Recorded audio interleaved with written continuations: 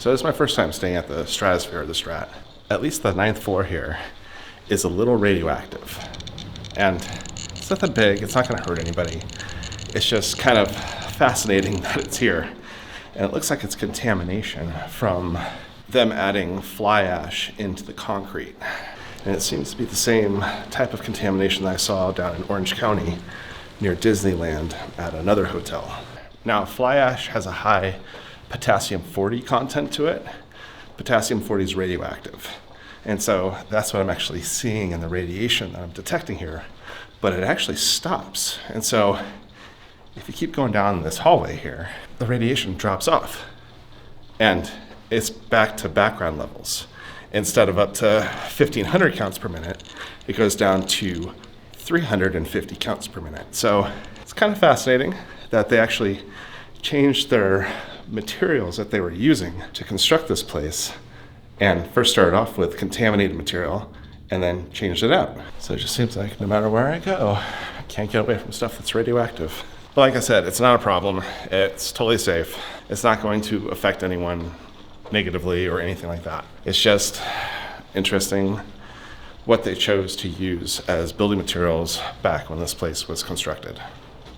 Yeah, fun little thing if you're into radiation and want to stay at a slightly radioactive hotel in Las Vegas. I was in Vegas to go to NAB, which is the National Association of Broadcasters. Now, I go to this show every year, or try to check out the new cameras and lenses and editing systems and drones that are going to be released soon. It's actually a really fun show if you're into cameras and photography and videography and all kinds of creative outlets.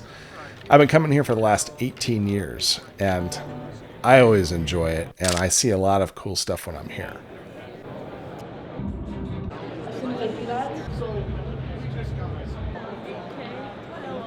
Any other new stuff coming out? It's a consolation gift for you. Yeah. They didn't really get to see it on. The show is also a great time to catch up with friends. While I was there, I had an awesome opportunity to go to the Sphere and see The Wizard of Oz, which was amazing and totally worth it. Strongly suggest checking it out.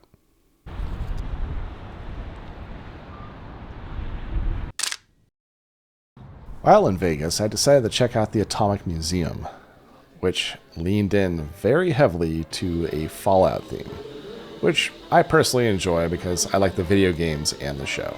So it's kind of cool to see all this kind of lore and things from the games and the TV show. So it was a lot of fun. If you're into the show, it's pretty cool to see. There are plenty of exhibits there at the museum that would explain what radiation was and the different types of radiation, so that everyone could kind of understand a little bit more of what they were looking at. It was very educational, so if you don't know much about radiation or nuclear power or anything like that, this would probably be a good museum to check out because it did offer a lot of explanation that was very easy to follow along with. It was cool seeing the sections that talked about the history of radiation and nuclear testing and how that affected the culture. I always find it very fascinating to see these items from the past. They also had a section that was dedicated to the nuclear tests that happened at the Nevada test site, about how they would use drills to send the bombs down and some of the above ground testing that they did also at the site. Very interesting stuff.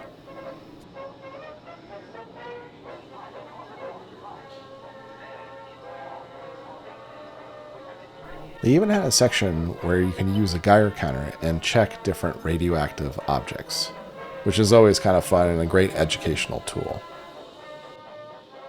They also had an extensive collection of different Geiger counters, scintillation detectors, and personal dosimeters, like film badges that people would wear. And so that was really cool to see all of this equipment that was used to detect radiation. Of course, they had plenty of stuff there that was radioactive, like that yellow cake or even some radium paint. Now, all this stuff was safe to be around, and if you bring a Radiacode with you or something that can detect radiation, You can easily detect the radiation coming off of some of these objects. But again, it's very low and totally safe to be around. It's just kind of fun to go to places where you can actually see radiation and it's something that can be observed. There was also a nice little collection of uranium samples that was donated by a collector. And of course, those were a little spicy even through the display case. Kind of fun. There was a section of the museum that dealt with the early atomic tests, like with Trinity, and then also the 2 times that the United States has actually used atomic weapons in war at Hiroshima and Nagasaki. And so those were interesting parts of the museum as well, and they had a lot of cool artifacts there.